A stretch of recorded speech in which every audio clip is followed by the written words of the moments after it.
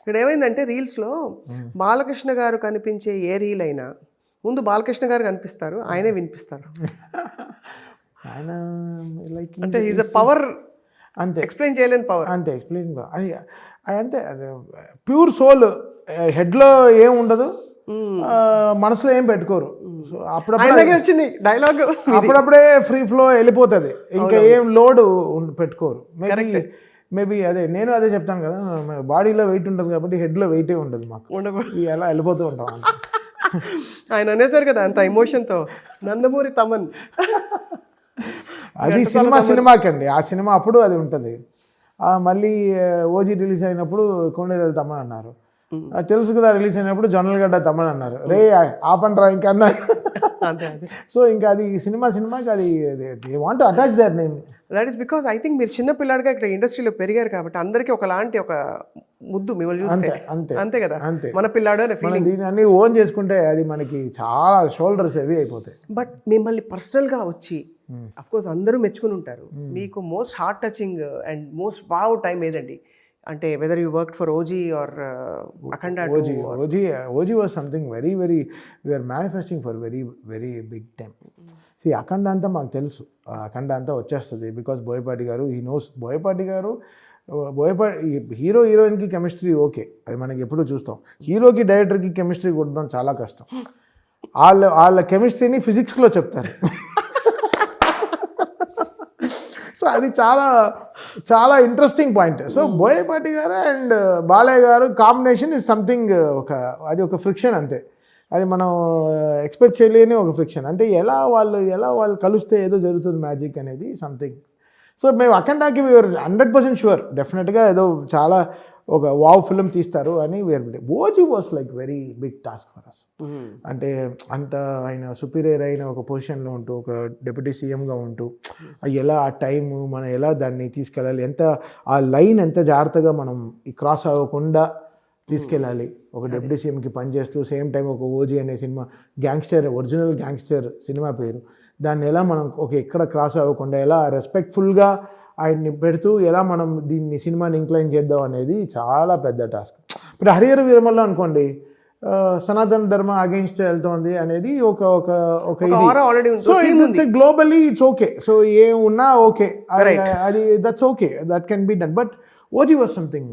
And fans own చేసేసుకున్నారు, వాళ్ళు deal పెట్టేసుకున్నారు, merchandise start చేసేసారు, కత్తిలు కొనేసుకుంటున్నారు, బండానా కొనేశారు, కటానాలు కొట్టేశారు. గ్లోబల్గా ఓజీకి మేనిఫెస్టేషన్ ఎలా అయినా ఈ సినిమా సక్సెస్ చేయాలని ఆడియన్స్ దగ్గర నుంచి. అది ఇంకా ప్రెషర్ ఎలా ఒక్కొక్క సౌండ్ ట్రాక్ ఎలా టు మేక్ దెమ్ హ్యాపీ అనేది. సో ఐ థాట్ ఇంకా I gave my everything to that film అంతే. అండ్ ఐఎమ్ షూర్ మీకు ఆ కాంప్లిమెంట్స్ కూడా పవన్ కళ్యాణ్ గారు హౌ మచ్ హీ ఎంజాయ్డ్. అసలు గుడ్ థింగ్ ఏంటంటే పవన్ కళ్యాణ్ గారు, బాలకృష్ణ గారు వీళ్ళందరికీ సంగీతం వచ్చు కదా ఇక్కడ, అన్నీ వచ్చు. అంటే they know the Shruthilaya value తెలుసు. పవన్ కళ్యాణ్ గారు పాడతారు కదా, బాలయ్య గారు కూడా చాలా బాగా పాడతారు. అవునవును. యాక్చువల్గా ఆయనతో ప్రాపర్గా ఒక పాట పాడిద్దామండి, NBK 111 సాంగ్లో ఒక సాంగ్ పాడిద్దామండి ప్రాపర్గా. బికాస్ ఒక కింగ్డమ్ సినిమా కాబట్టి ఒక ప్రాపర్గా ఒక బలి రాబలి చోహరే బాహుబలి దాలి మంది పాడారు కదా, అలాంటి పాట బాలయ్య గారితో పాడిద్దామని ఒక ప్లాన్ చేస్తున్నాం డెఫినెట్గా. ఇప్పుడు మీరు ఆల్రెడీ ఎడిటింగ్లో ఈ సినిమాలన్నీ చూసేస్తారు, RRలో చూసేస్తారు, మళ్ళీ థియేటర్కి వెళ్ళి చూస్తారా మీరు? ఇప్పుడు వెళ్తున్నాను నైట్ ప్రీమియర్కి వెళ్తారు. ఇప్పుడు వెళ్ళిపోతాను. శ్రీశైలం ఎవరెవరు వెళ్ళారు? తమన్ గారు, మీరు, బోయపాటి గారు అండ్ నా టీం ఉన్నారు, నా ఫ్రెండ్స్ ఉన్నారు, అశ్విన్, ఓంకార్ వాళ్ళ తమ్ముడు అర్జున్, మన సాయి కుమార్ వాళ్ళ అబ్బాయి ఆది, నా బ్రదర్ ఇన్ లా నాతోనే ఉంటాడు, సో ప్రాణేష్, అండ్ మొత్తం టీమ్ వెళ్ళేసి వచ్చాము. కళ్యాణ్ చక్రవర్తి లిరిక్స్, బోయపాటి గారు అందరం వెళ్ళేసి వచ్చాం. సో శ్రీకృష్ణ, సింగర్ శ్రీకృష్ణ, అందరం వెళ్ళేసి వచ్చాం. అందరం వెళ్ళి వాళ్ళ అభిషేకం చేసి బాగా దండం పెట్టుకుని వచ్చామన్నమాట. శ్రీశైలం లాస్ట్ అఖండ అప్పుడు కూడా వెళ్ళాము. అది చాలా అసలు ఎలా మార్చిందంటే ఏదో ఒక వెలుగు వచ్చేసింది. So it gave that power. అంతే కదా. యా. సో జ్యోతిర్లింగము రెండు ఉండే చోట శక్తిపీఠం ఉండేది చాలా పెద్ద విషయం కాబట్టి so we had to manifest so much. So ఒక 2-3 రోజుల ముందరే అంతా నీట్గా అన్నీ చేసుకొని పంచ అంతా రెడీ చేసుకొని నీట్గా, ఆ పంచ కట్టుకోము కదా రెగ్యులర్గా, పంచలు వేస్తాం తప్ప పంచలు ఎప్పుడు ఊడిపోతాడు భయం. బాగా అనుభవం ఉంది నాకు. బృందావనం టైంలో వచ్చి తిరుపతిలో తొక్కేశాడు ఎవరో తొక్కేశారా? తారక్ ఫ్యాన్ ఒకటి వచ్చి తొక్కేసాడు. తారక్ అన్న అని నా పంచు తొక్కాడు. ఇంక రేణిగుంట వరకు నేను వచ్చాను. నిజం అండి, నాకు దాని తర్వాత నేను పంచలు వేసుకోవడం మానేశాను. ఎవడో వద్దునే వద్దా మొత్తం ఉండే పంచలని తీసాను. సరే ఎందుకులే మనకి మంచి వేళ అప్పుడు కెమెరాలు లేవు. వాడు నోకియాలో క్లిక్ చేసినా 5 సెకండ్ తర్వాతే క్లిక్కే అయింది. లేకపోతే ఇంకా నయ్యం. సో మచ్ ఫన్ బికాస్ లైన్గా దర్శనం సుప్రభాతం ఫినిష్ చేసుకుని బయటకు వస్తున్నాం. వస్తే నేను, కోన వెంకట్ గారు, గోపిమోహన్ గారు, వంశీ బయటపల్లి, దిల్ రాజు గారు అందరం ఇంకా బండి ఎక్కేటప్పటికి నా బండి లాస్ట్లో పెట్టారు, తారక్ గారు బండి ఫ్రంట్లో పెట్టారు ఇన్నోవాని, నా బండి లాస్ట్లో ఉంది. క్రౌడ్ రష్కి ఇది ఎవరు బండి అన్నాడు, తమన్ బండి అన్నాడు. అందరు దాంట్లో ఎక్కేశారు. తారక్ డ్రైవ్ చేయడం స్టార్ట్ చేశారు. బండి ఎక్కరా అన్నాడు. ఎక్కడ ఎక్కాలి, అందరూ ఎక్కేశారు. వీళ్ళందరూ ఎక్కేస్తే ఇంకా నాకు ప్లేస్ లేదు. చూస్తే ఇంక డిక్కీలో ఎక్కుదాం అనేటప్పటికి ఎవడో వచ్చి కరెక్ట్గా పంచం దొక్కాడు. ఇంకా అసలు ఏం చెప్పాలి, పంచం తీసుకునే టైం కూడా బండి తీసేస్తున్నాడు తారక్ గారు.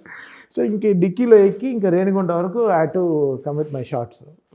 సో మంచిగా థ్యాంక్ గాడ్. అంతే బాగా నాకు తెలుసు, మనకు అలవాట్లేదు కాబట్టి. సో సరే 2-3 రోజులుగా వెల్క్రో అని కుట్టించుకుని చక్కగా అన్ని ఎన్నో అలవాట్లేదు. అయ్యర్ పై అప్పుడు పేసరంగా అదే మా అమ్మ అదే తిడుతూ ఉంటుంది.